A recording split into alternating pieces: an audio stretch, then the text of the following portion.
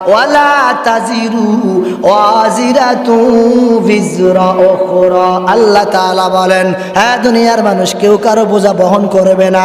এই যে সময়টুকু নষ্ট করো, ফেসবুকে সময় নষ্ট হয়, ইউটিউবে সময় নষ্ট হয়, টুইটারে সময় নষ্ট হয়, টিকটকে সময় নষ্ট হয়, ইউটিউবে সময় নষ্ট হয়, অযথা আড্ডা বসে বসে সময় নষ্ট হয়, দোকান পড়ে বসে আড্ডা মারলে সময় নষ্ট হয়, বন্ধুর গল্প গিয়ে সময় নষ্ট করলে সময় নষ্ট হয়।